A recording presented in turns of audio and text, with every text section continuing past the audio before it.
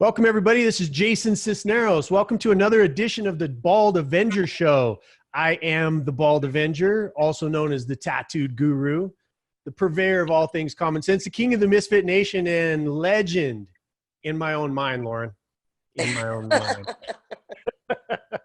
Because where else should I be a legend, right? I'm so excited about... Gotta be there. It's got to be somewhere, you know, if not there and then nowhere. But I'm so excited about this episode. It's been years. I think that things happen for a reason.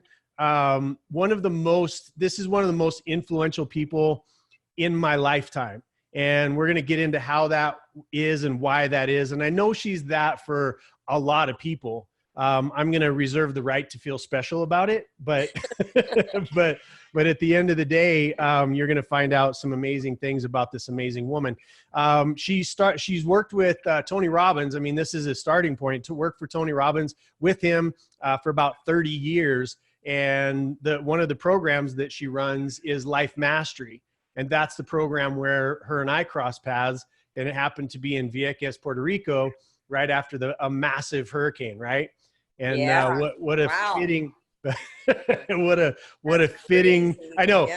I remember every detail about the day that you changed my life. And you're like, oh my God, I forgot about Vieques. It's like, that's what happens with people who are constantly giving. They have no idea sometimes the impact that they're having on people's lives. And that's what I love about you the most. You do it everywhere you go. So you're also emceeing for the National Achievers Congress, which is, you know, you're introducing some of the top thought leaders in the world, you know, on stage. You're keeping 7,000 people, 10,000 people, 12,000 people. It depends on where it's at. You're keeping everybody together. Like, it's her job to keep all the energy going with 10,000 people in a stadium that are going from speaker to speaker to speaker. It's not an easy job. And I was just in Atlanta watching her this last weekend, and just sat in the audience. And I sat in different places. I sat in the front, I sat in the back, middle, right, left, with different people. And I watched because I wanted to see the interaction between the audience and the speakers, because that's, you know, eventually that's the stage that I'm going to be on. I'll be speaking, you know, and moving people. I am already, just not that particular stage, but looking at it from that perspective and the impact that you had, and watching people that may have faded just a little bit from a speaker, right? And then when you come back on stage, they were like, boom, right back in it. It was impressive, you know? And lastly, she wrote a book. She's written, this is your fifth book, right? Yeah.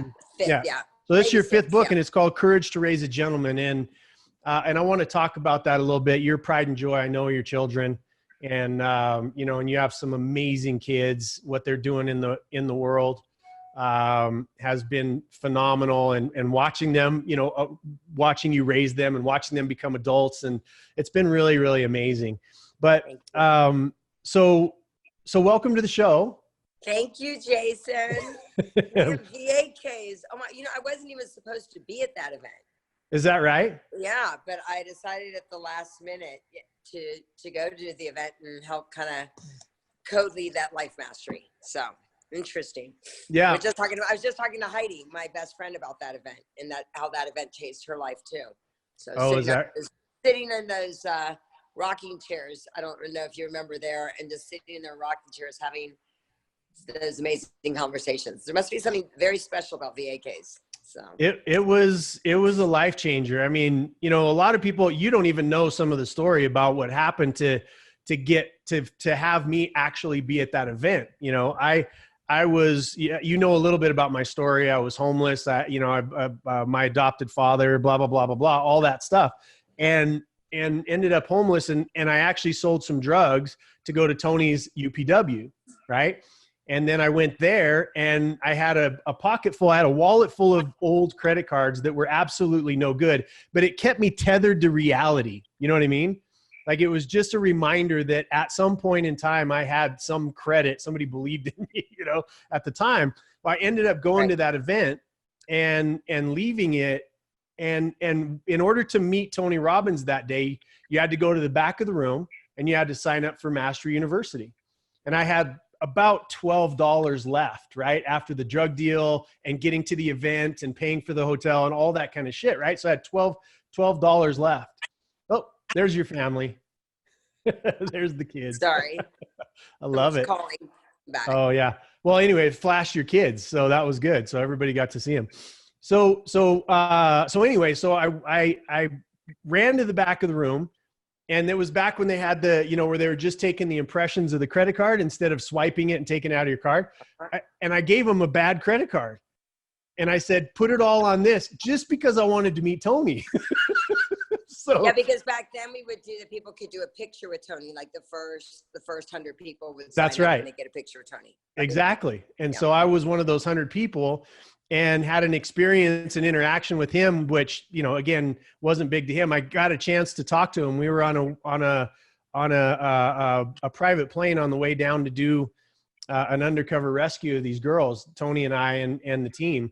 And I got a chance to relay this story to him, and all the way through you, and then working for him and all that kind of stuff. It was a magical moment for me to share that with Tony. But anyway, so long story short is I left that event. I used that $12 at a Red Cross to go get myself a white shirt, a red tie, a blue pair of pants, a fucked up pair of shoes, and the tie. I'll never forget the red tie. It had cigarette burns on the bottom of it. And so I would wear it flipped over my shoulder, and I just went and got a job selling cars. Right. So while I was selling cars, I got enough money to actually pay for Mastery University. And the very first event that I went to was Life Mastery in Vieques. Right. It's crazy. Like, it's absolutely insane. And it's not about my story or your story, but what it does is it presents things that when you say yes to opportunities, what can actually happen, right? Yep. And about doing the action. You know what I mean? You can intend and attend all you want, but until you get off your ass and go to work, do something about it, it doesn't matter. Exactly. And I had made a commitment to work with Tony, and I want to finish this story out, and then we'll get into actually interviewing you instead of me talking the whole time. but I ended up going to this deal. I was having panic attacks. I was in a miserable state of mind at the time, but I was in recovery, sort of coming back after the Tony event.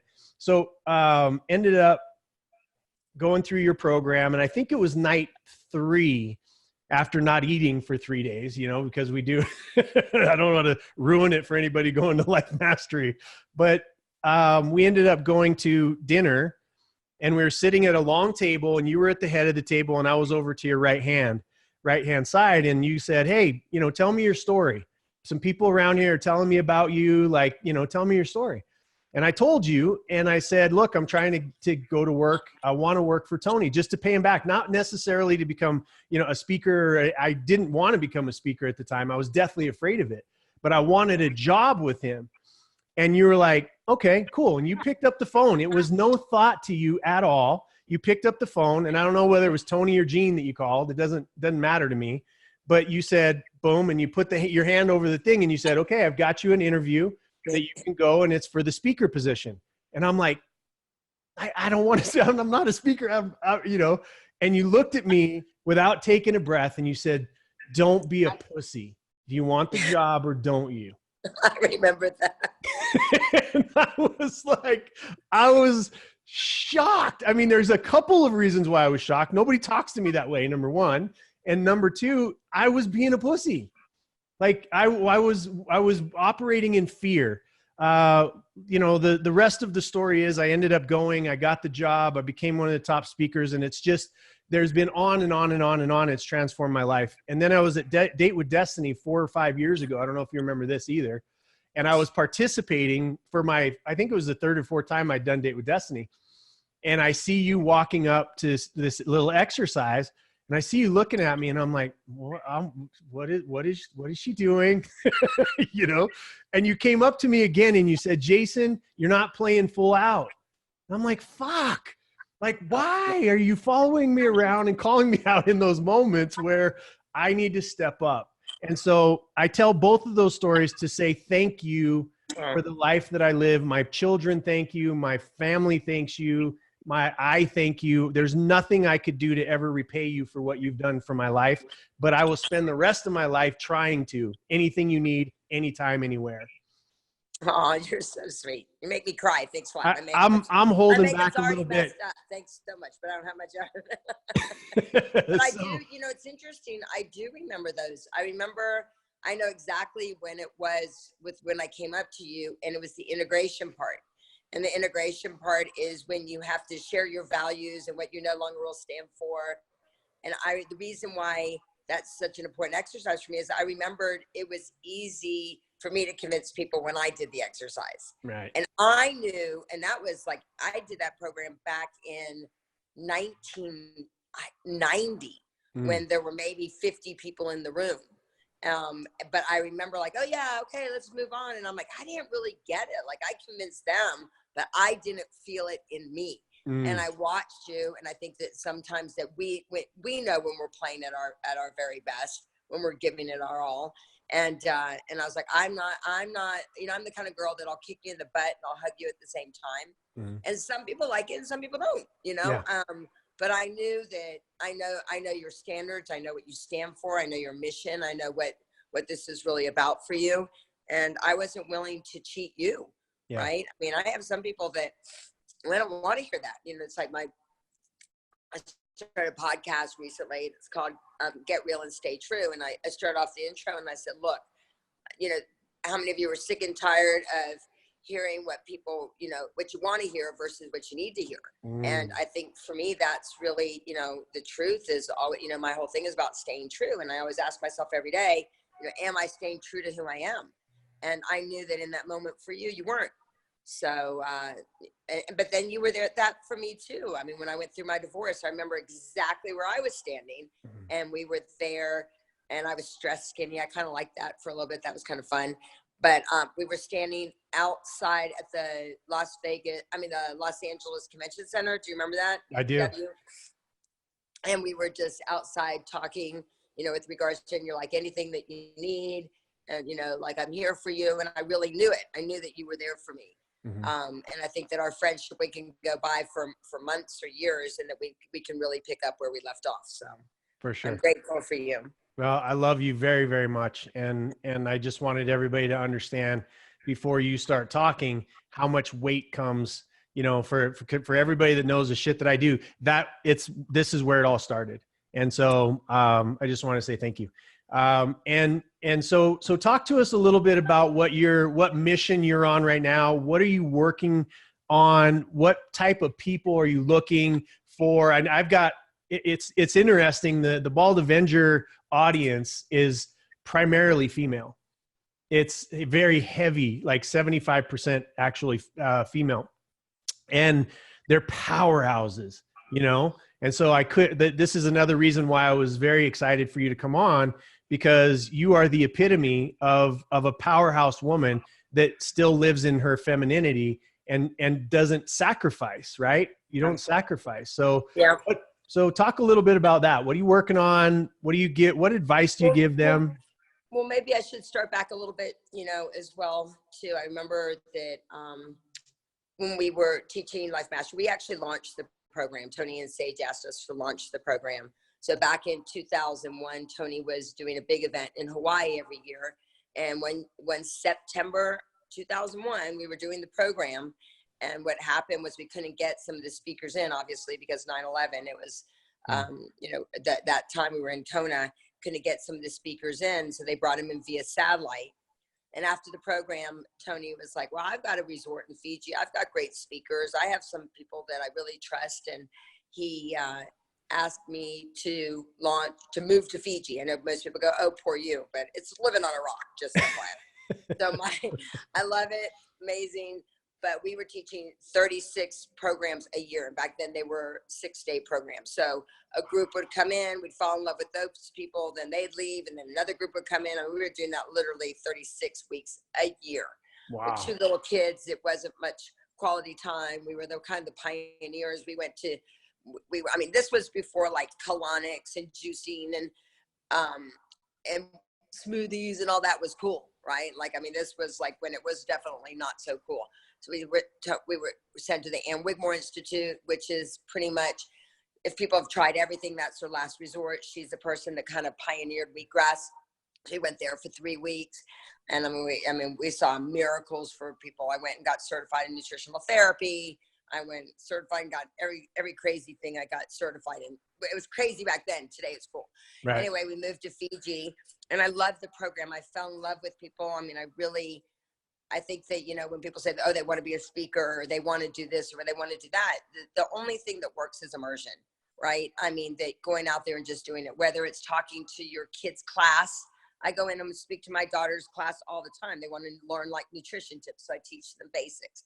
I'll go and I'll talk to volunteer organizations when they're looking for something. So I think that immersion was the biggest gift for me, was being able to be so immersed for so long. But what happened was there were a lot of great skills that people were leaving, but I would get with women just, you know, on days off or whatever, I'm like, I'd see this look in people's eyes, like, that was great, but who am I? And I think as women, specifically, we get so locked into our roles that we forget who we are at our core. We get locked into our roles as a, you know, mother or a wife, a, you know, business owner, a philanthropist, whatever else that it is for you, an entrepreneur, but we forget who we are at our core. And I was like, I got to get back to the US. I got to go do something for women. And I love men, so this is not a bash on men at all. Just sure. FYI. But I think a half plus a half does not equal. You know, you're not supposed to come into a relationship and be half, whether it be a friendship, whether it be an intimate relationship. You need to be whole for you. And it's interesting that you say that. Like, the femininity part is really important for me, not for like any other reason other than me. I love to feel it. Like, I'm always wearing something that anchors me to my femininity, whether it be earrings or whether it be, you know, something like, even if you looked at the rest of my outfit, it might look like very whatever. But I like kick ass, but I love the femininity part of it. It just makes me feel good for me. You know, even when I'm ever on stage, if you notice, I'm always wearing something that, you know, gets me back to being a girl. I mean, we're about flow. Women, we're about flow, and not just like that. You know, we have to flow. I mean, no matter, there's a book, it's called Captivating, and it says, no matter how strong a woman is, she still wants to feel like a 4-year-old little girl in a flowy dress, right? They still want that pretty woman moment, right? I need to come to I want to come to your gala so that I can have that pretty women moment, right? Yes. Like, we're always looking for that excuse. I mean, I just did an event this weekend called Badass and Beautiful. I do it a couple times a year. And one of everybody's favorite part was I brought in a makeup artist, right? We were doing all this great content and doing all this, but the part was when everybody got their makeup done and their hair done. And then I did, you know, everybody got a money shot, I say, because everybody needs a money shot picture, just one to be proud of. And anyway, so I said, I need to go back to the United States and do this program. So I launched an event, and I bring in a lot of celebrity speakers. David Kirsch is a dear friend of mine. He's Heidi Klum, Liv Tyler's, J-Lo's trainer. I brought him in. He speaks at the event. Kathy Buckley, a lot of Philip Block, who created styling. I started doing these events, and I loved it. I was like, loving doing these events. The challenge is I do a lot of things to create wow moments, and I'm not so good sometimes, especially at the business part, like, you know, because I want to just like blow their minds, right? Right. But I was doing them, and I didn't really have the support of my immediate support around me. They're like, what are you doing? Like, you're losing money, like, don't do it. But I still felt the pull, and I kind of, for a while, kind of caved into it, if you would. But I did end up at the time, one of the ladies who was I'm trying to think, she was assistant editor when I did my first book. It's called The Greatest Love. When I did that 23 years ago, she's like, hey, do you have any new books? I'm like, oh my God, that's so crazy that you said that. I've actually been working on this book for women, a personal development book for women, and very basics. And it's called Life Tune-Ups. So I did the book, and I did, that was really cool. And then one day, it was January 2010, my friend called me, a friend of mine, Dan, and he goes, oh my God, you're in People magazine. I'm like, what? No, I'm not. And he goes, yes, you are. And I'm like, well, no. And he goes, yes. And it turned out it was not a marketing campaign. that somebody I guess that people liked the magazine, and it was considered one of the top 3 books of 2010. Wow. Me, the Dalai Lama, and something else. But I think that what I'm trying to say is everything for me has been about flow. The NA thing happened. It wasn't me like pushing to make it happen. They called me and they're like, hey, we want some femininity here. Not just a woman. We want like that feminine flow, like you said, to hold it all together, because we as women are community. And for me right now, like that's what I'm really working on. Like just having a community of women, it doesn't have to be like me, right? It's about this movement.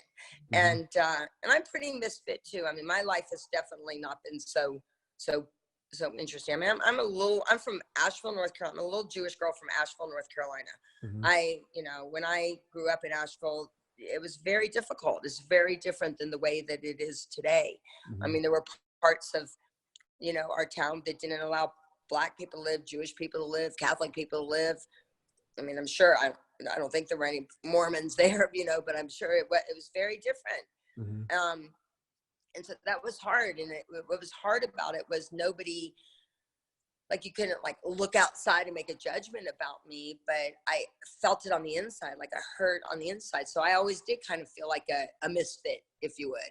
Yep. And it's ironic that I live in Vegas, right? When the Golden Knights started, they called, the Misfits. Right. And I think that's the beauty. That's the beauty, is the Misfits. I love that Vegas is that if you could be my next door neighbor, is a huge executive at at one of the hotels here in town. My other neighbor, who knows what they do? You know what I mean?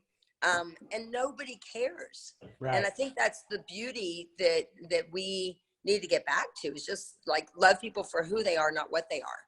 And that's what I guess my biggest desire has always been. And so I think is just trying to, just love that process, I guess, if you would. But well, Misfit Nation, I mean, it's interesting because I just started a couple of years ago. I just started talking about shit that wasn't being said, right? Yeah. That just wasn't being said. Yep. And so, that's that logo behind you. That's Misfit Nation. And it's just all of us, right? All of us that haven't fit, that have fucked up in life, that have made mistakes and tried to make it right with the people that we hurt, and then forgive ourselves and then get back on the bandwagon, right? Yeah.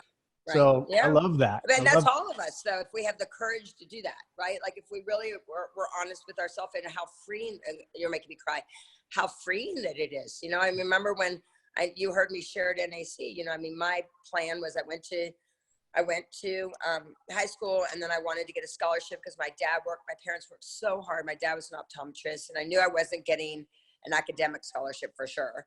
And I definitely wasn't getting an athletic scholarship. So I went and I was looking for what could I apply for. And I saw that there was an Army ROTC scholarship.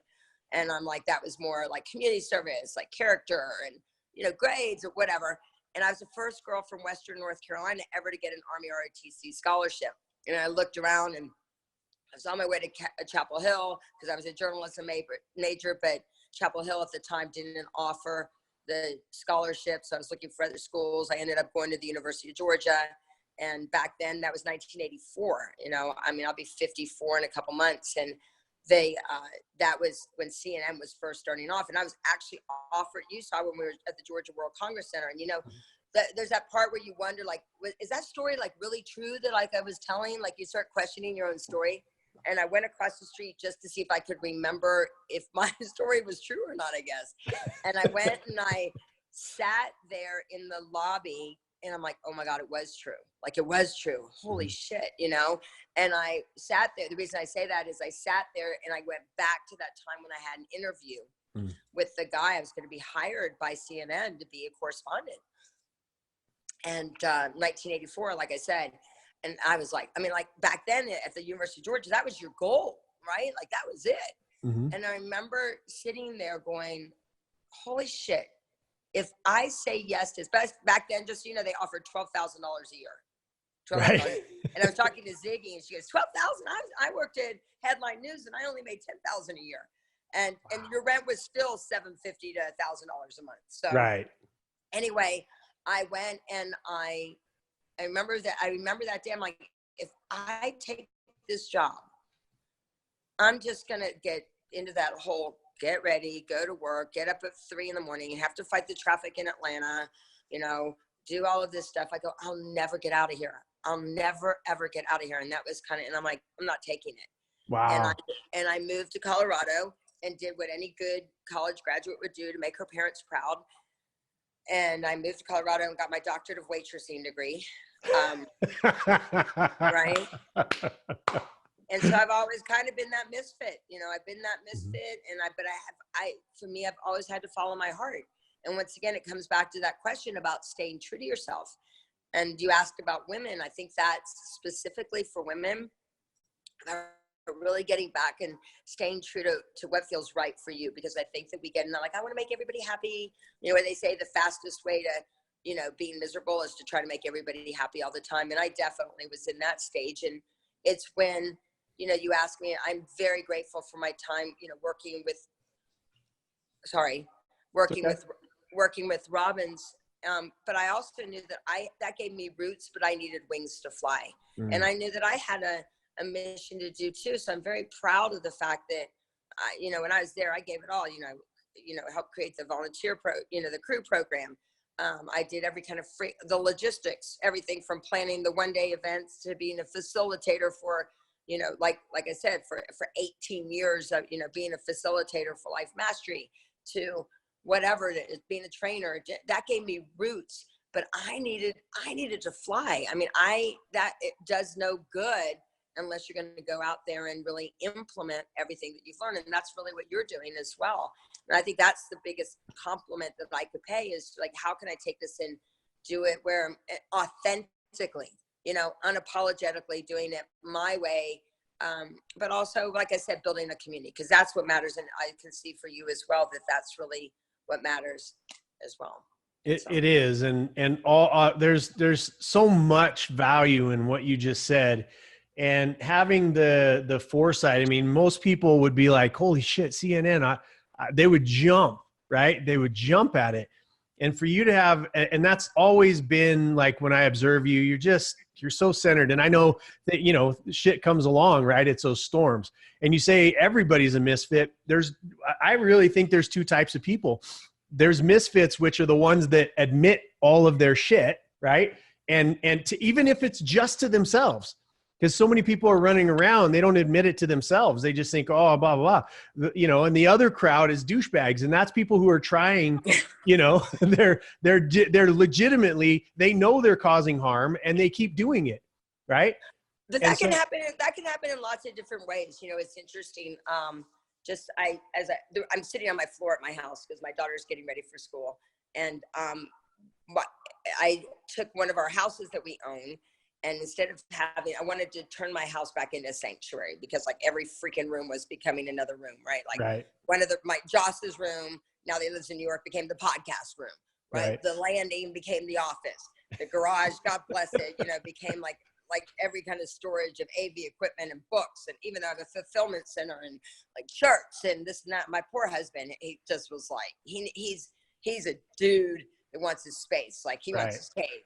And so I took this house and I turned it back into an office. So whenever you come to town, you can stay there. It has, you know, 3 bedrooms, and one now is like a boardroom, and one's like my huge office, and it's 3,000 square feet. I mean, that's a big ass, you know, house. It's like 1 story, like you can fit like 50 people down there to do events. And my friend, she's a interior decorator. So I'm like, hey, I need your help, you know, like that wanted to feel so good. And like, I'm hiring an interior decorator to help me paint my house. And so we went through the colors, and I show up day before yesterday, and my friend, I was running around doing a bunch of stuff, and I had all day calls with some of my coaching clients, and like all day, like it was like, I'm looking at my schedule, 1, 2, 3, 4, 7 back-to-back coaching calls. Right. And so like, I need to go back to the house. No, I said to my friend, I go, let's go get a glass of wine. It's been a long day. Right. And I don't even drink wine. I'm a sweet tea kind of girl. You know me, I'm kind of simple, but anyway, I was like, no, you know, let's not go. I need to go back and check on the house. I go back to the house. Oh my God. And they painted it the wrong color. Like, I'm talking the whole thing. Like, and I just put like a brand new air conditioning in this house. Like, it was an expensive week, like brand new air conditioning, like a couple people canceled from, you know, something happened, and blah, blah, blah. And after starting school. And I'm like, oh my God, I mean, if I told your audience how much money I spent this past week, you know, most people would pass out. Right. And I had my on my knees moments. Anyway, the reason I bring it up is my friend, she was like, she goes, you know, you're not going to pay for that, are you? I go, yeah, I am. I go, because, you know, my friend, she's going through a lot, and she goes, you can't do that. And I'm like, well, you know, and then my friend goes, I just want to tell you how cool your friend is. She goes, she owned it. She said, you know what? 100% my fault. And that made me, just her saying that, you know, knowing, you know, I own it. I own it, Loren. I screwed up. I didn't stay to, you know, see if it was happening, to see if it was the right color.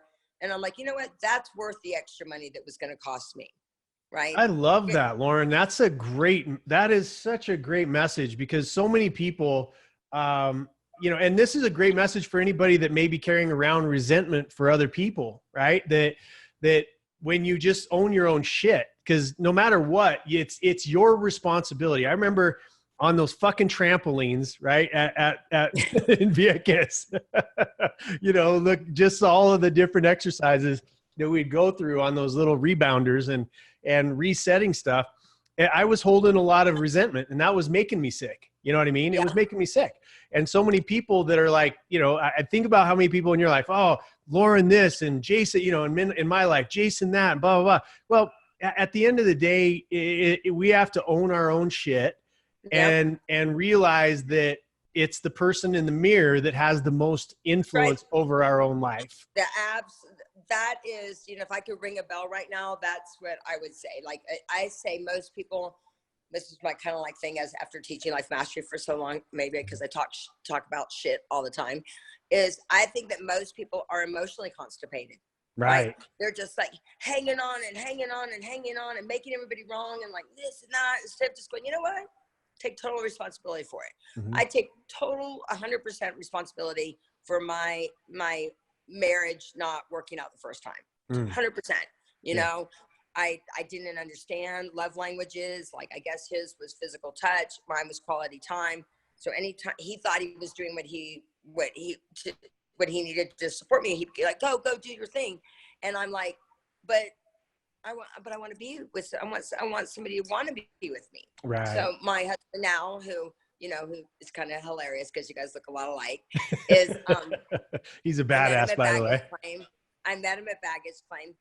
And but you know, it's interesting, Jason, because you and I are friends, and I've you know, that for a long time. But you're one of those people I knew I always wanted in my life, like to keep as a friend in my life. Like, I think that we knew that there was more, like that we just got this, like that this cool energy as people that support each other.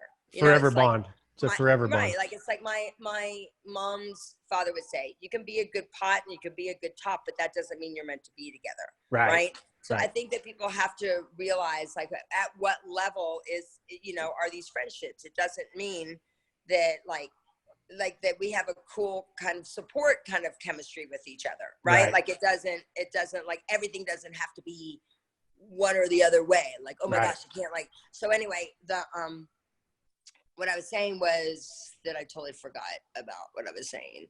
I forgot. Your husband at the. Oh, I know. Yeah.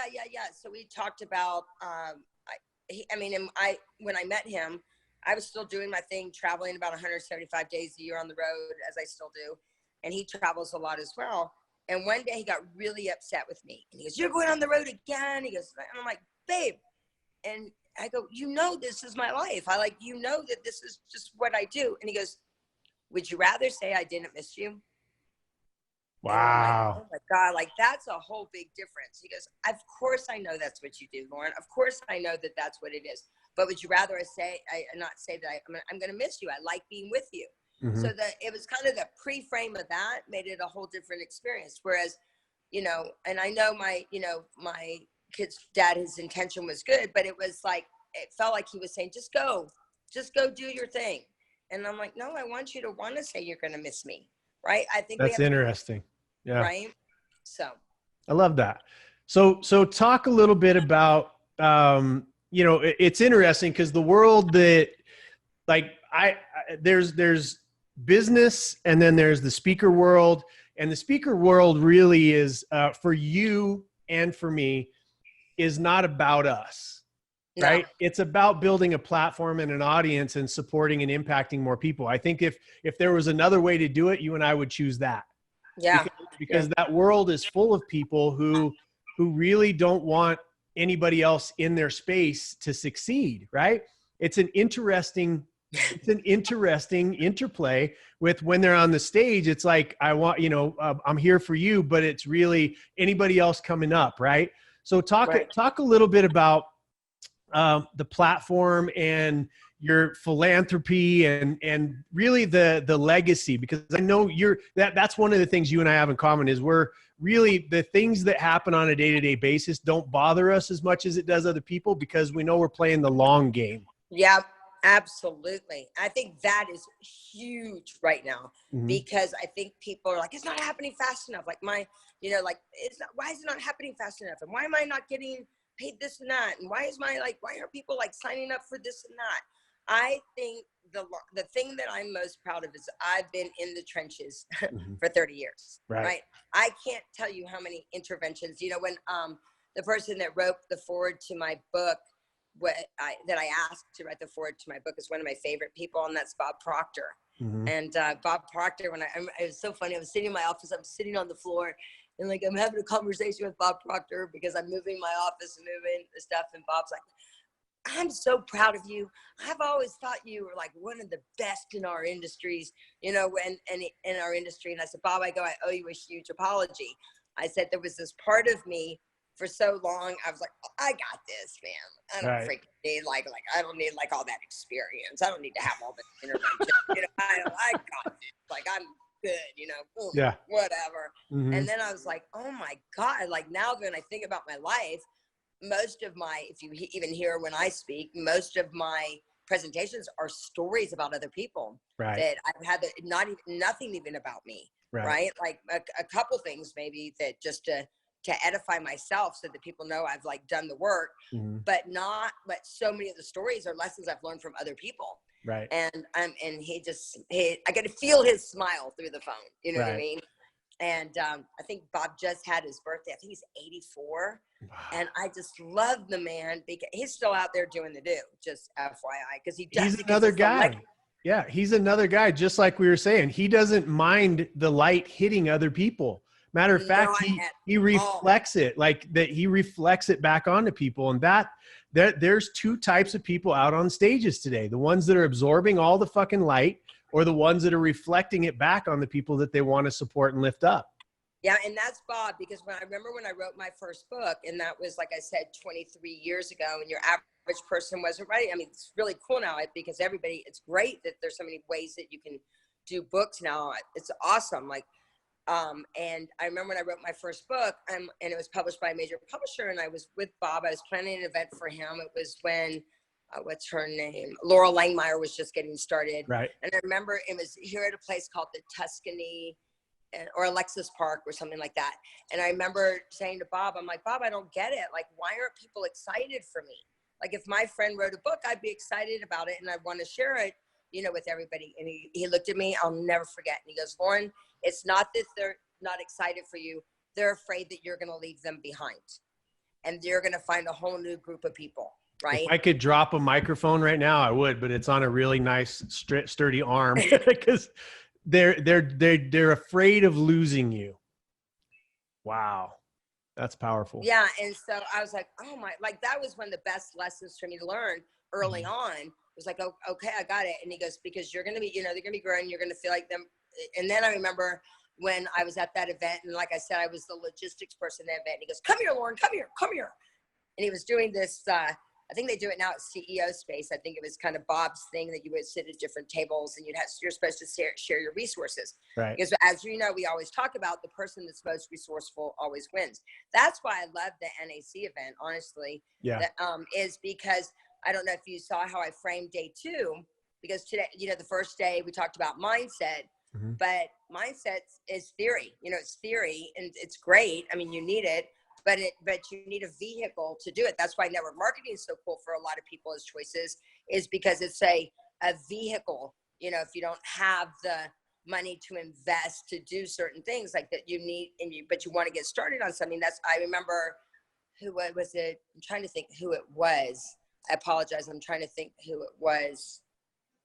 I can't remember, but somebody was talking about if there was anything that where they would tell people. I think it was Robert Kiyosaki says, if he would always tell people if they were looking to get started to kind of build that entrepreneurial muscle, network marketing is a great way to do it. Like some people have negative connotations, whatever, but just maybe you just use it as target practice for you to just get started with regards to those things. Anyway, I know my daughter's got to go to school, so I've got to end pretty soon. Can you come on back in for 1 second, Ash? So she's like, oh, I got to go to school. No problem. But anyway, he just said that, that's the important thing. But anyway, I'm trying to think, I lost my track. Anyway, he got me up in front of the room and he's like, okay, everybody, here's Loren's book. Everybody raise your hand. And so everybody raised their hand. He goes, okay, Loren, go get their business cards. And they're, raise your hand and you're going to, and they raise their hand. He goes, okay, you all just committed to buy 5 of her books. And I remember going, oh my God. And I ran around and collected everybody's business card. Right. And I was all excited. And I actually thought people were going to follow through. Yeah. They didn't. And they didn't. Yeah. Right. Mm-hmm. And so I think that we have to realize that it's going to take a lot, it's like you with like the gym, right? 100 people join the gym. Mm-hmm. Maybe I can take it. Do you mind if we go for a ride? No, go for it. Let's do it.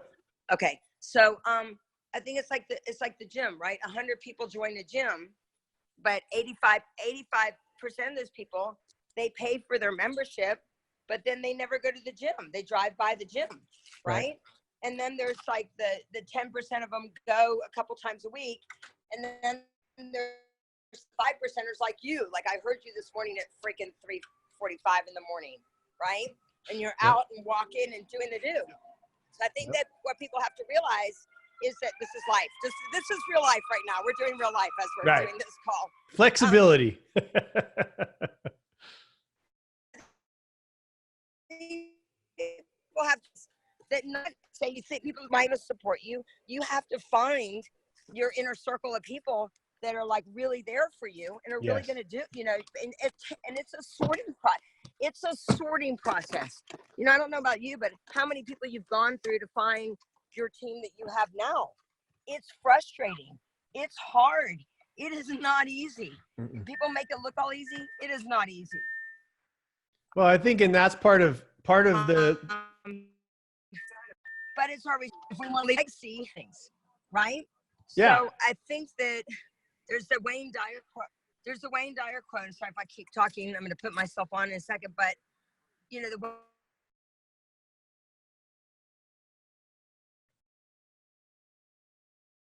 Uh-oh. We will capture her back. But I want to kind of anchor on to what she's saying as she'll come back on or we'll just bring her back in. There you are. I'm here. I'm here. So I think, go ahead. I was just over the leadership comment that you're making as far as you have to go through people and you get frustrated because you care and your inner circle shows up. And sometimes your inner circle actually turns against you and you kind of have to keep that process going, right? You have to, and you're constantly reinventing your inner circle, right? Like, I mean, like as I'm doing this with you right now, I'm like, damn, why am I not in contact with him as much as I should be? Right. I'm glad you feel that way. No, but it's right. But there's this part of me that goes, why haven't I been in contact? Has it been just because of proximity that I'm around certain people a lot, that becomes my inner circle? But I'm constantly, looking and I'm always thinking like, who's really got your back? To say another thing, probably my biggest wound and the thing that I want to leave a legacy for is, 85% of the bullying and harassment in the marketplace is still woman to woman, women pulling each other down. And I want to be the hero for my kids. I want my kids to not like that. They're looking at my Instagram post and go, that's my mom, not like looking for somebody else to be their influence on them. You know, today, Quinn, who just graduated, God bless him, you know, he's had a hard time. Like, it's been freaking hard. But he has, you know, stepped the freaking, you know, stepped up like I've never seen somebody step up. He had a hard couple years, and he's the best kid. You know, he has 2.9 million followers on Instagram. He started with Vine videos when he was 11 years old. He had 1 million followers on Vine video. He worked 8 hours a day. People are like, what did you do to grow it? He's like, I worked my ass off, Mom. You know, I've worked. And today he has a big interview there in LA with a huge magazine, right, who wants to interview him, right? But he's like, Mom, he's like, I saw you out there doing the work all the time and you inspired me. I think that's what we have to like look at. That's what our kids want. Or Josh, you know, living in New York and becoming a gemologist, and at GIA, they don't accept freaking student loans. You have to pay cash. And I'm like, well, I got to get my ass up and I got to go to work and I got to do it for the short term, you know, so that I can say yes to those things for my kids, you know. Amen. But well, anyway. And a shout out to Quinn and to, you know, Asher, who you're with right now, and Joss. You know, they're amazing kids, and you know, again, young adults now. And one of the things that I love is how they honor you. You know, you see their posts, and you know that's genuine, right? Where they're saying, you know what, I love my mom. She was such a great example. And you know, there's two subjects. I lost your video, by the way. I don't know if it's just because I'm driving and I shouldn't be driving, and there I am. But there you are. Okay. I'm driving. Yeah. Got it. So I want to ask two things. So let's go back to Atlanta, right? One of the things that I paid attention to was how many people, and a lot of people, Misfit Nation, especially in the new audience that's constantly coming in here into the Bald Avenger show, they're really interested in making an impact, right? I listened almost to every single speaker talk about how many of you are more interested in making an impact than you are making money, right? It was a version of that statement over and over and over again. And everybody in the audience of 7,000 people always raised their hand that they were interested in making an impact. And I found it interesting on my side that, you know, the skill sets to be able to make an impact, and one of the tools, not to make money, it's not to make money about making money for money's sake, but if you're really passionate about it, then the skill sets to learn how to make more capital and make more revenue, they are the things that you need to be able to make an impact, right? Right. So I'm going to interrupt for a second while she's in the car, because I think you don't have to wait. You know, you could start anytime. So my daughter's watched, right? So she's watched me doing Facebook Lives, and I don't do them as much as I should, but how many years ago was it, Asher? 2 years ago. Asher is this amazing creative genius, and she was making these soaps. And she goes, Mommy, put me on Facebook Live. And I'm like, okay, like, what the hell is she going to do? Right? Right. And the hurricane in Texas and Florida had just happened. And she goes, hi, everybody. This is Asher, you know, Loren's daughter. And I'm like, what the hell is she going to do? She goes, you know, I love animals, and I'm going to make soap to raise money for all the animals that were affected by the hurricane. And the post started going freaking insane. I like turned to my friend Patrick, who's one of the ClickFunnels original people, who I still haven't done a funnel like this. Asher did a funnel. She sold thousands and thousands of dollars worth of freaking soaps. I would not encourage you to make soap. They're a bit messy. Anyway, she made thousands of dollars, donated all of the money, sent it to how many different places, Asher? 10 different places, you know, little dog rescues, cat rescues. And you know what? That is more important than anything. Like you said, people want to make money. And I want to just say something else too, though. You know, my friend Jeff, we know Jeff Roberti. Yep. Jeff Roberti helped me a lot with my beliefs about money, because I believe you can make money and you can make an impact, right? I think there's that whole thing that some people go, oh, well, I have to do either or. You really can do both, I would say. And he said, money is just a reflection of how many people that you've helped. And I'm like, well, I don't want to make a shitload of money, right? Like just yesterday, I go to the Coffee Bean. And I'm not saying this to impress you, I'm just saying to show how I do it. Even though this week was a very expensive week for me, repainting the house, putting in a new air conditioning, dealing with all this stuff that people thought that, they were going to get something else, whatever. It was a very expensive week. But I still go to Coffee Bean every day and go get my orange, blood orange iced tea. And the lady that has been serving me there at the drive-thru forever, sorry, they're calling me because they're putting in the heat at my house. Not that we need it in 115 degrees here in Las Vegas, but she, I know she doesn't make a lot of money, and I know she's got 2 kids, and I'm like, send me your kids' school supply list, right? And I bought her school supplies for her kids, right? And guess what? Asher sees that, and Asher's looking at like, Mom, how else can we give back? How else can we serve? So when she thinks of, I think it's really important to teach yourself and to teach your kids. You need 4 buckets. You need your save. You need your invest, right? You need save, invest, spend, and donate. You need those 4 buckets all the time. Go buy your freaking self this little piggy bank on Amazon. It's $20, and it's divided into 4 parts. And start to condition yourself to do those 4 things.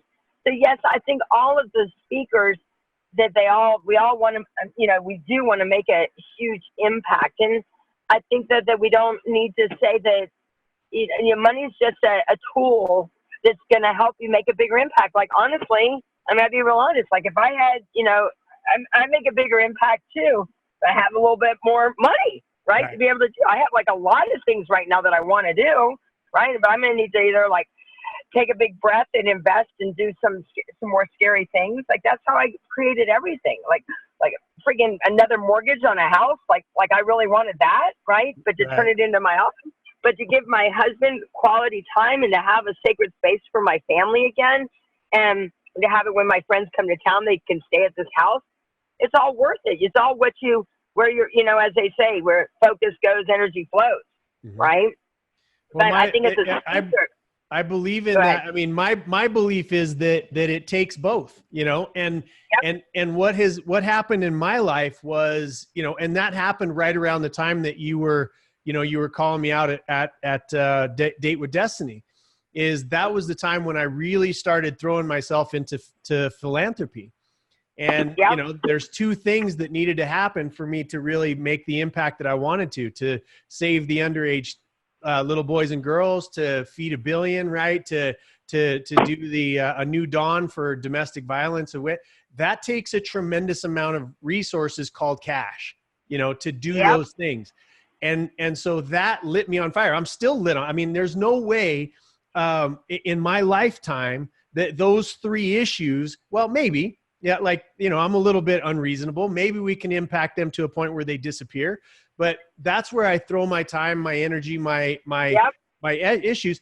And so I create, I created a private equity business, as you know, and bought businesses. And then we turned that into a consulting company. I built a 12-week program that got me from again, getting through the doors of success with money it's a challenge, especially if you're not trained, right? If you don't have that background, and I had to learn everything the hard way. And that's how, go ahead.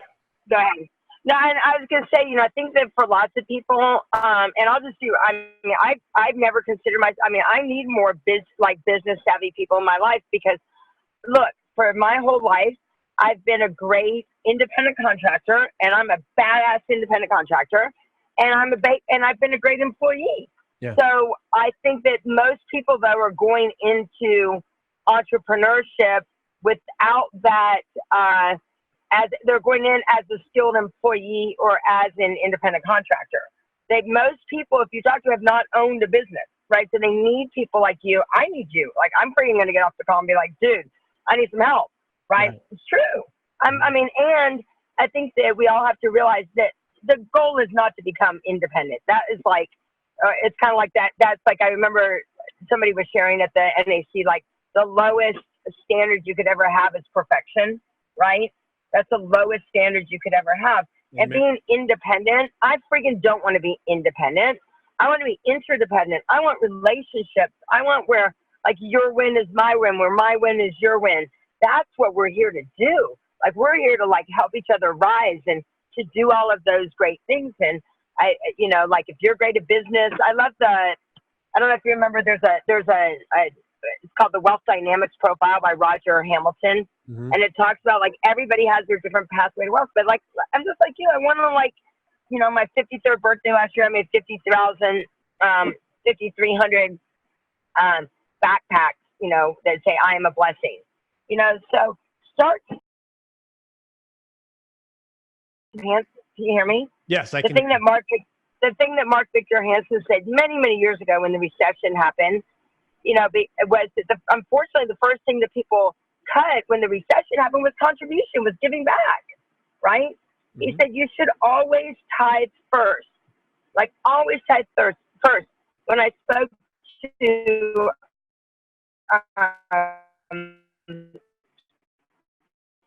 the speaker,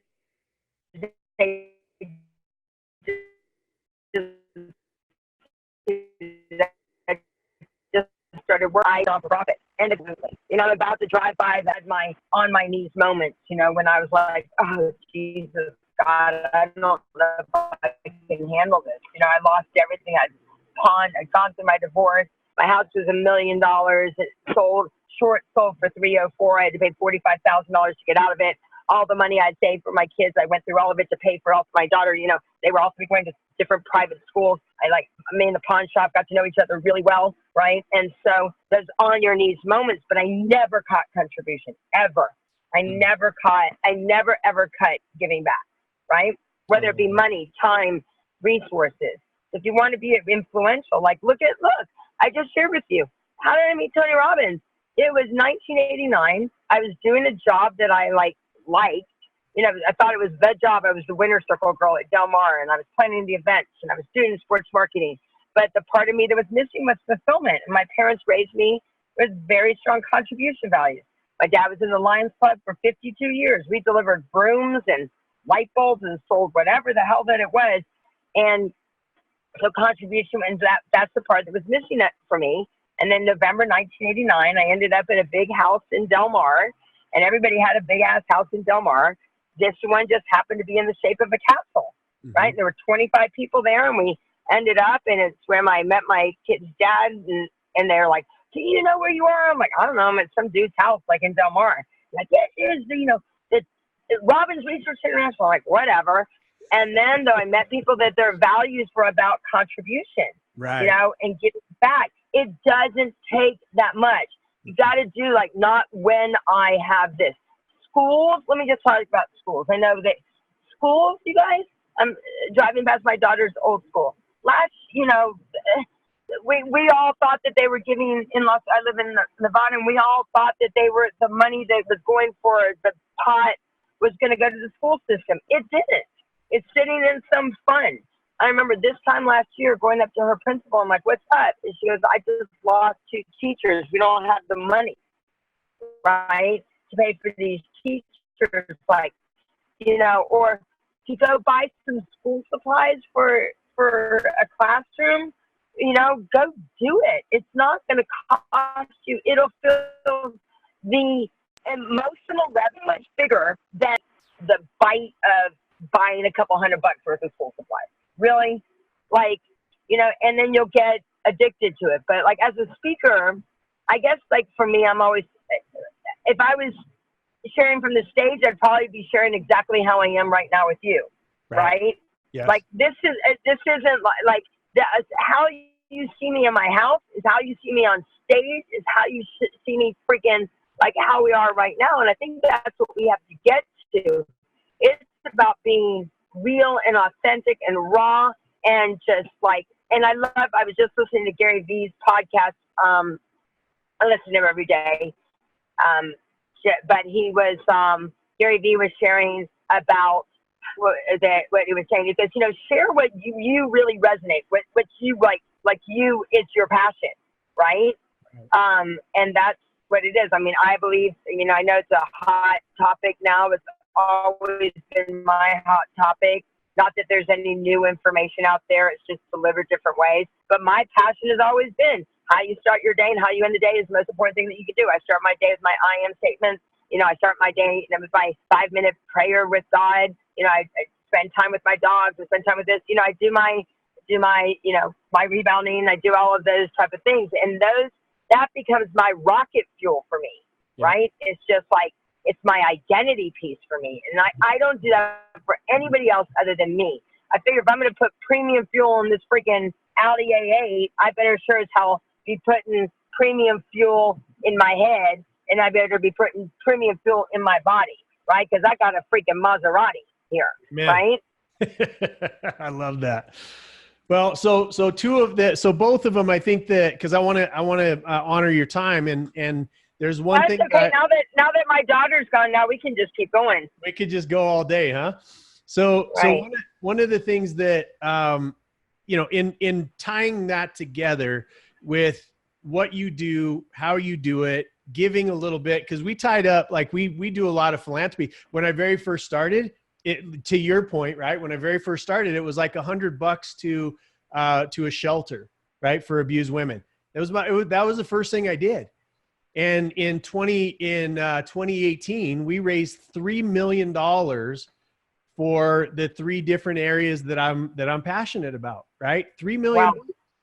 And you know, there's been 6 million people that we've fed now with Feed a Billion. You know, the rescue, and it's just it becomes addictive, and most people that are in business are addicted to something, right? We have addictive personalities where that's who we are as business owners for the most part. Right.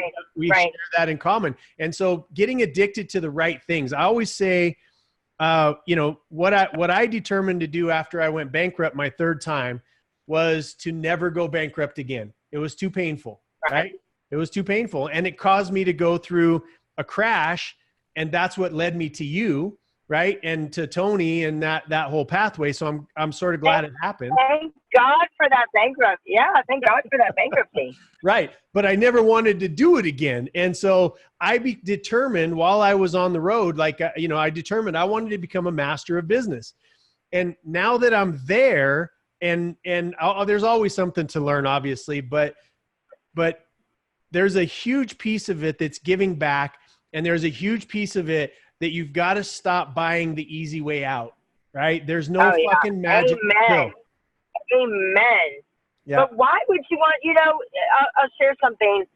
I had the honor of going, and I spoke on the stage with this man, but so I didn't get to hear him when I spoke on the stage with him many years ago. It was how many years ago? 10 years ago, I spoke on the stage with Bear Grylls. But because I was going on after Bear Grylls, lucky me, after Bear Grylls, I didn't get to hear him.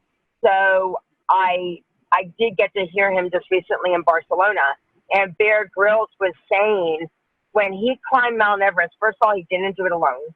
He did it. 6 of them climbed Mount Everest. 3 of them actually died along the way. 1 of them died at the top because his reserves weren't strong. But Bear Grylls said, you think I thought when I was climbing Mount Everest that I wasn't going to have to put any effort in? Right. Because I knew I was going to have to train. I knew it was going to be difficult. I knew I was going to have to count on other people at times when it got hard. He goes, you don't want it to be effortless. There's no pride in effortless if it was all like given to you, right? Yeah, I guess that's the Gary Vee thing too. I guess he spoke to a bunch of parents and like all these parents who like enable their kids, and he said to, you know, like, you get to work, kids, you know, like get to do it. There's going to be pride in that. You want that effort. I am freaking beyond proud, right? Like of all of those things. Like, yeah, I don't want to freaking ever lose my home again. That's why, you know, like a goal of ours, even though most people say, oh, don't do that. You know, that's a stupid way to do it, of like paying your houses out, you know, off or whatever. But for my husband and I, that's important to us because I don't want to go through that. I saw way too many people lose their homes. I saw way too many people, not save. I want to be smart. So your values are really important. But like you said, contribution is the part that feeds me. And you never know, like you said, I didn't know the impact I was going to have on you by saying that, but having the courage to do that. Have the courage to do something kind for somebody. There was a guy years ago. I'm going to sit in the parking lot. There was a guy years ago who was a CEO of a company, and all of us work with him, and everybody made this judgment about him. And he said to us, he said, next time you make a judgment about someone, ask yourself the question, maybe there's something I don't know. And he said, my son passed away a couple months ago. And everybody's like, oh, I feel like shit now, right? Because he said that. He goes, but the worst thing you could do is judge somebody and where they're at in their life. You don't know. I think the statistic, I might be wrong about this, is that 1 out of every 3 single moms with a child under the age of 3 has to choose between diapers and food. And can I tell you something? That hits home for me because I remember sometimes, I was like, my kids were all eating well and I was eating top ramen noodles, right? I'm like, and I'd smile and I'm like, I'm not hungry right now. And then I'd be like, oh my gosh, what do I do? I got to keep them in school. I got to pay for my car. I got to, do all of those things. But now that's giving me the hunger. Hunger to go out there and do it. So I think that it's our responsibility. Like I told you, a lot of people it's funny like that. I created these affirmation cards, these I am cards, just because I live it. I've lived it for freaking my whole life. But I created these cards, and it was an investment that I was going to have to do. It was expensive. It was very expensive to hire a great designer, to find printers, to do this and that. Now, everywhere, it's great. It's inspired people. But you know why the reason I wanted to do it? I wanted to give more. And I all the money that those cards bring in, I donate all of it, all of it, every penny of it. And last year, Quinn and I, Quinn, my middle one, I'm really close with Josh, and I really wanted to, in Asher, but I really wanted to deepen my relationship with Quinn. And I had been to an event where it was that you bought a mission trip for $25,000. And I turned to a friend of mine who's very successful, and I look at her, and I'm like, come on, let's do it. She goes, that's $25,000. I'm like, I know, let's do it. We can do it. We can have fundraisers. We can have this. We can have that. She goes, no. And I'm like, come on. And other people were there that were watching me. Right. And I'm like, oh, hell no, I'm not going up there. Right. And so I went on stage and I committed to buy this mission trip. And I was scared out of my mind. I was like, $25,000. What am I doing? I'm paying for my cash for my kid to go to GIA. I'm like, oh my God, I'm paying $3,600 for him to live in New York. And and then the other one's playing lacrosse, and the other one's going to private school, and the other one's this and that. And I took a big deep breath and I went up there on stage. I'm like, I'll find a way. And last year, we were going to go to Sri Lanka, but there were no trips coming up. And Quinn really got into photography. So I'm like, oh my God, I saw there was a trip to Vietnam. And I'm like, cool, Vietnam will be great for photography. Like, Quinn, you and I are going to Vietnam. We're going on a trip to go help do hearing aids. And Quinn's like, okay. I go, well, you don't have to, you'll get to float in and out. You don't have to do it all the time. We're going to be there for 2.5 weeks. So he's making these plans of all these cool things that he's going to take photos of. And I'm like, oh my God, my kids, we're going to have so much fun. So we get the final, I raised the $25,000. I get the final arrangements for the trip. And there was the main group, and then there was the volunteer group, which was supposed to be 12 of us. And they had committed to do 5,000 hearing aids in all these different cities. So I get the final list, and I call the girl. I'm like, I thought there were 12 of us that were going as volunteers. She goes, oh, the other 10 they had to cancel. I'm like, okay, what does that mean? Right? She goes, well, you're going to have to learn how to fit hearing aids, and your son's going to have to do the same thing as well. And I'm like, holy shit. My kid thinks he's going over there to take photos and going to be able to scan. And I don't know if anybody's been to Vietnam in May, but I live in a dry desert. And it's like in Vietnam, like you can't even breathe because it's like 150% humidity Right. and like no air conditioning. And I'm like, Quinn, we have to become fitters. He's like, what does that mean, Mom? I'm like, well, we're going to need to be doing this all day long. And I'm like, oh, this is bad. And then Quinn does his first fitting.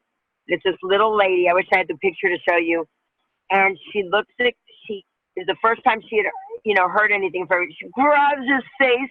She squeezes her face. She takes her bracelet, slides it off her wrist, slides it onto him. And he's like, I'm good. Right? He needed the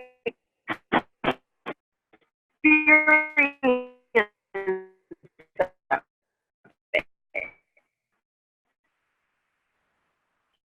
So until you put yourself in the experience about it, like you said, like going on those rescues, right? Going down and like doing that. So there were people there. There's this one lady on a scooter for her son to get a $25 hearing aid. What most of us do in our lives are not hard, or things that are not hard. Gosh, like the whole thing with, just trafficking and homelessness and all those, like there are some things that are hard. And I will tell you, there are some people that are choosing easy. Like some people are like, oh, that looks kind of cool. I think I'll just like hang out, and not do it. So pick your heart. But and put yourself in that environment, because what you just said is so important. When it's one thing to say you're donating and it's a hearing aid, then to put it in their ear, to see the expression on her face and to have that joy and that appreciation come. It's one thing to talk about human trafficking. It's another to look in the eyes of a little girl who has the handcuff marks on her wrist. It's another thing to be talking about hunger and to be in a walking on a path in Africa and see where people fall and die and rot on their way to a village to get food. It's one thing to talk about domestic violence. It's another one to see my favorite person in the world. Her name's Chainsaw, because she was going to commit suicide by chopping her head off with a chainsaw. And she got her teeth knocked out by the guy that committed the crime. And to see her face when she gets her new teeth and her smile, right? And see, these are the things that draw you along, and we get caught up in our own petty desires and our own petty, oh, poor me, and all this other kind of shit that this all about me society with the selfies and the Instagrams and look at my ass and all. Like I'm a connoisseur of asses. I like asses, but as much as the next guy, but it's more about more than that. Right. I just watched, my husband's out of town. And so I like go on, like I need like a little just chill time. Like we have this rule now that, and especially now that I've moved everything to the office, it's hard for me to do work now that I'm home unless I'm writing, because I don't have my computer at home. Right. But I decided to watch this series, Pretty Little Lies. I don't know if anybody's seen it, but, and you talk about like, there's a lot of, what would I say? White collar challenges too, right? Like in this series, like this woman who looked like her life was all perfect and her family's all perfect, and there was major domestic violence, as part of it with regards to it. So I think that it's our responsibility just to authentically check in on people. Go, how you doing? How's it going? Just like genuinely actually sit down, go to a coffee shop, say hello to somebody and see what's going on. My mom, God bless my mom. My mom was, when we first moved here to Vegas, she moved here to Vegas and she went to Whole Foods. And as she was going out she saw this woman putting her cart back. And my mom went up to her and she goes, I just have to tell you, my mom's 84, or 83. So proud of her. So this was about 12 years ago. But she goes up to this woman, she goes, I just have to tell you, you have the most beautiful body I have ever seen. And the lady looks at my mom, literally collapses into my mom's arms and goes, I can't tell you how much that means to me.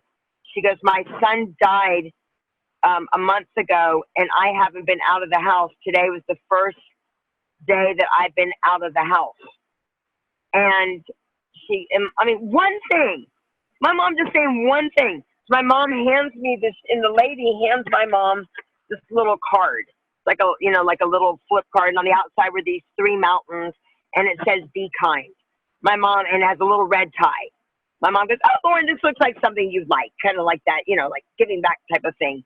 Mm-hmm. And I open it up. I go, "Mom, have you seen what this is?" And she said, "No."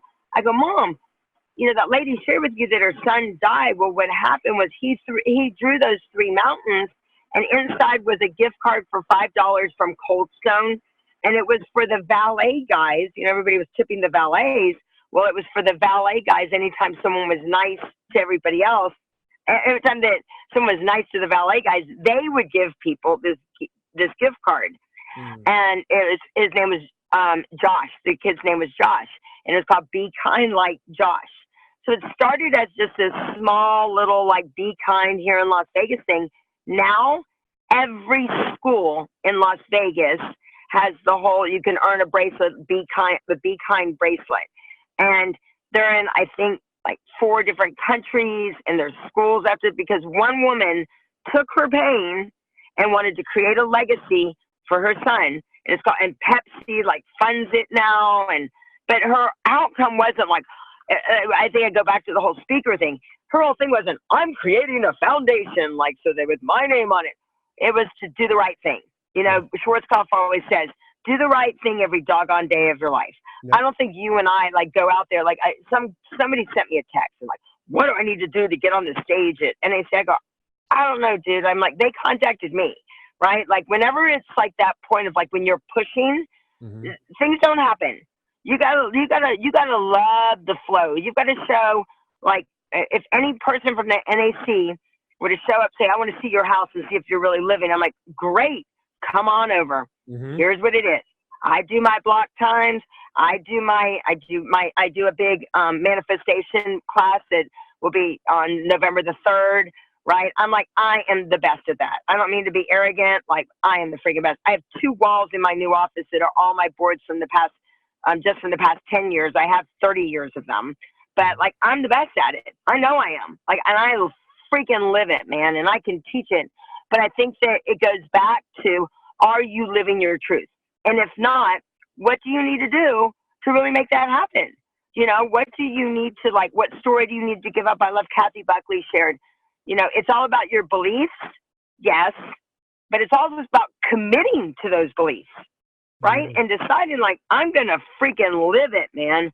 I'm going to be that example where people go, "Holy doggies."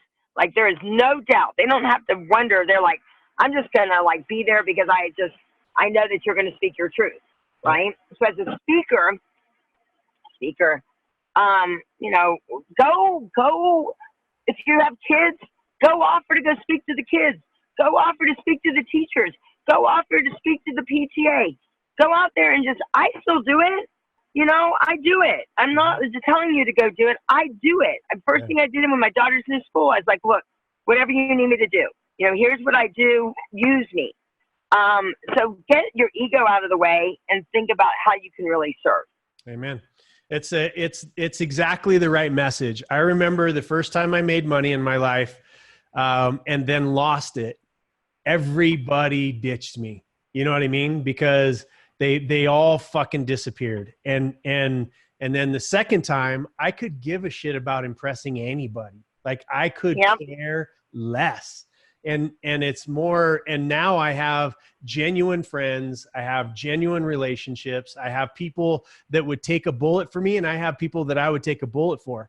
And it's because they're real. I don't care what somebody has. And if somebody cares what I have, they're the wrong person to have in my life in the first place. Absolutely. And I think also, I used to think that my circle's gotten a lot smaller. Right? Yes. I mean, a lot smaller. And I think it keeps getting smaller, with regards to, and that's not a bad thing. I think that I joked about it when I met my husband. I'm and he was dating a bunch of girls, and I'm "Dude, you don't get it. I'm a freaking catch." He started laughing. I'm "Oh no, I'm the freaking catch of the century." And you started the whole thing with that. You were talking about yourself. I forgot what you said, but I'm if you don't believe it, how is anybody else going to believe it? Amen. Right? If you're not like I know, I'm like, yeah, like I'm badass and beautiful. I don't feel like if I don't go, oh my God, that's arrogant. No, that's how I got to feel. I have a little girl now that I need to give her so much strength in knowing who she is, not, you know, and that she doesn't even need that outside world to edify because she's so strong on the inside. That's right. That she just knows who she is and what she stands for. And yeah, like not everybody's going to love you. Sorry. I know not everybody loves me, you know, but I'm all good as long as I stay true to me, and what I stand for. And I always have to tell myself, and this might help everybody else, especially the women, and is that just that knowing who you are, like whenever I know that I stay true to myself and I'm like, and I know my intention is good, then I'm good. Right? Like if my intention was bad about something, then that would suck, right? Then that's not staying true to myself. But, you know, when you know that your intention is good, you know, your intention is to serve, you know, that your intention is to help others, you know, that you're doing everything for the right reasons, right? I remember when, you know, like I was doing the crew for a long time and for a long time, it was about my ego, right? It was. Mm-hmm. And I remember having a conversation with somebody. I go, look, it's not like I'm not willing to give it up. It's just when I find someone who's as passionate about doing it as I am, then I feel like I want to, you know, pass the torch. So when that happened, I was like, I'm good. It wasn't a threat. It was like, I'm good. Or like with Life Mastery, it's like I got way too busy doing other speaking things or other, you know, things with my kids or with my family. And I was like, I'm good. Like you have to pass the torch. You have to be willing to pass the torch to, you know, a great leader is a great duplicator too. Amen. Right? Amen. So, well, let's talk about passing the torch in a different way. We'll kind of wrap up on this subject here, which is this book, Courage to Raise a Gentleman. And I want to preface it by how important being a good parent is, right? And sowing into your children, because my adopted father, you know, I grew up watching my mom get thrown through walls, downstairs, started stepping in front of her to take her beatings, broke my nose multiple times.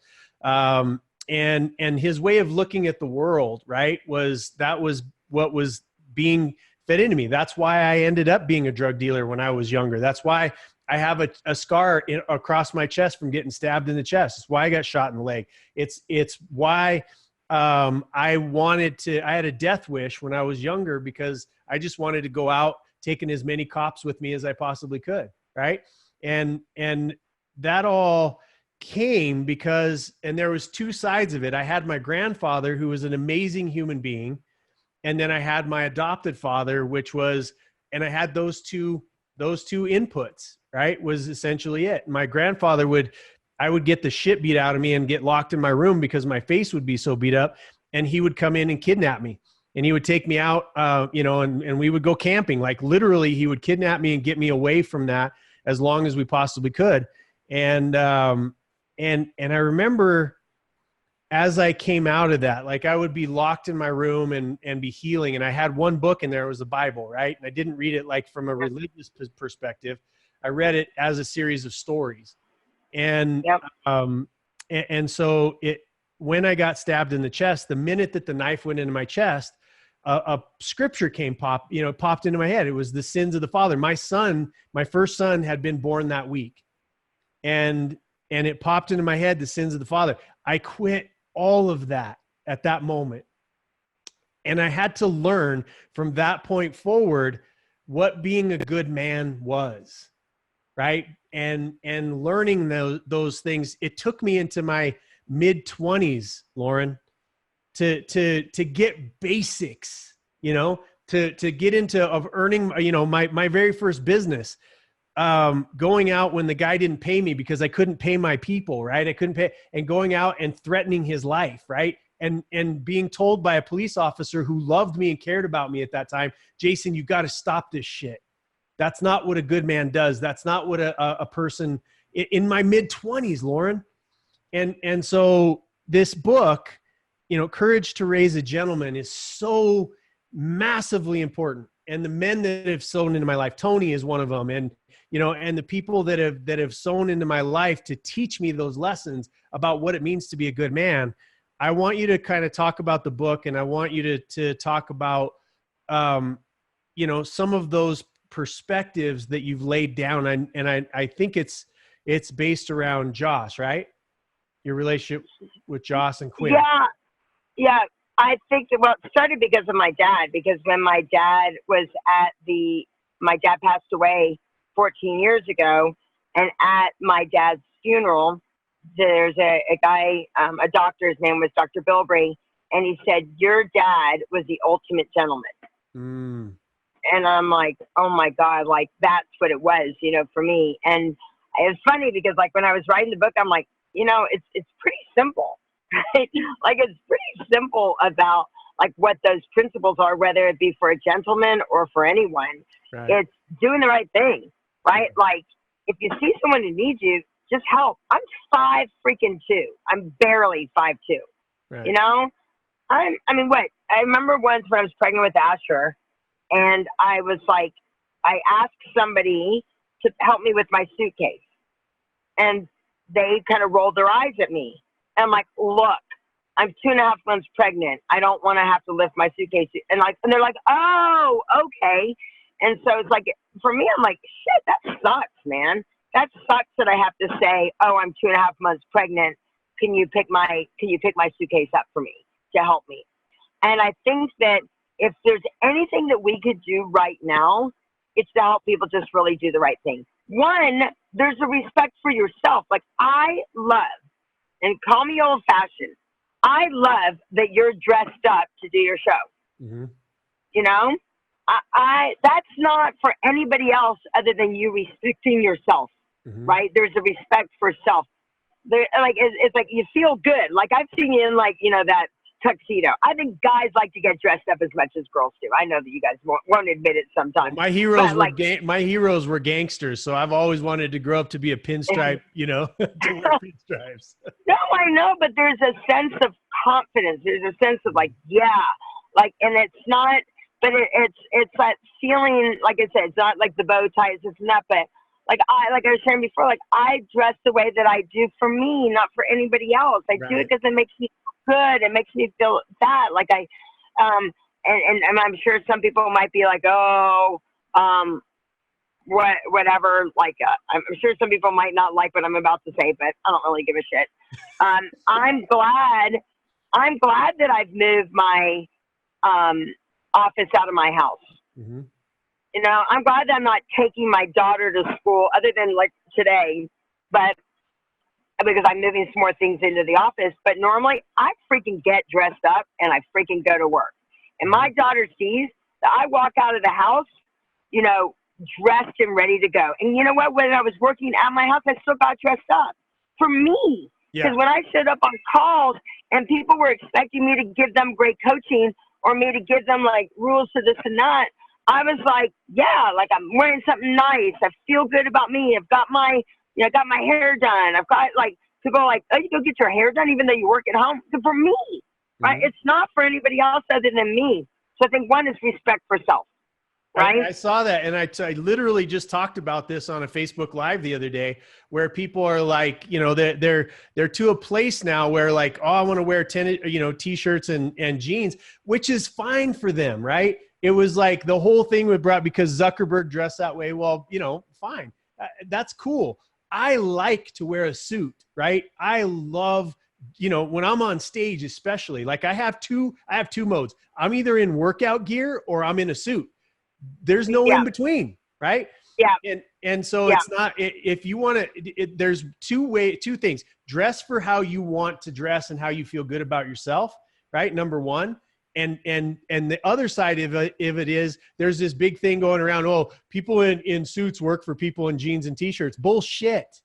You can believe, you can fool yourself into that all you want to. But I think, again, you can dress however you want to that makes you feel good and makes you feel powerful, but don't judge other people for how they dress.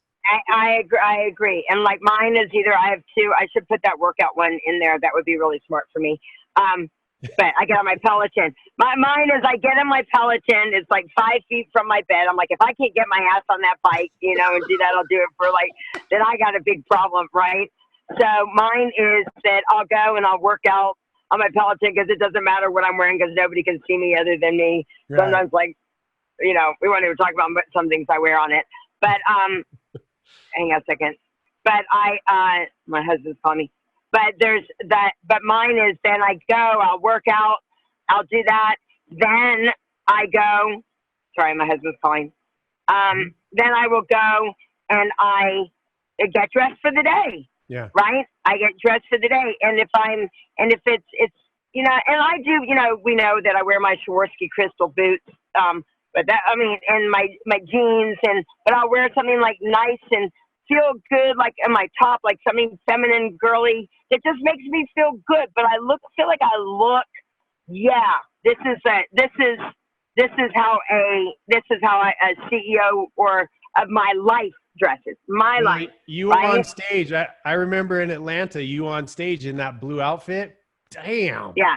Like like it's good. Like you know how to dress up and to play that part. I think everybody appreciates it too. Well, thank you. And I feel good, I feel good and like I said, sorry, I guess I gotta tell my husband I'm on a call. This is life. This is real life. I would love to say that it doesn't happen. Yeah. This is the life. Yeah. And then I'm going to go hunker down in an hour, right? But this is life. But yeah, but I do it for me. I do it because I want my daughter to go, one day I'm going to be like my mom, right? But that she already takes pride in herself. I don't have to tell her what to do. Mm-hmm.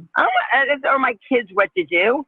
They see it. They live it, like with my husband, when I met him and he said, what do you need? I said, well, I don't need that. Or I don't need this. I'm like, I need flowers.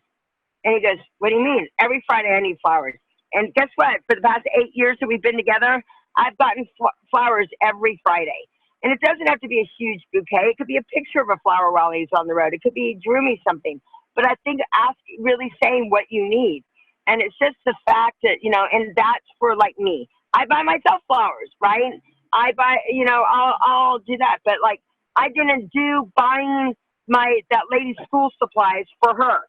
Right. I did it for me. Mm-hmm. I did it because it made me feel good. I knew that I was doing the right thing.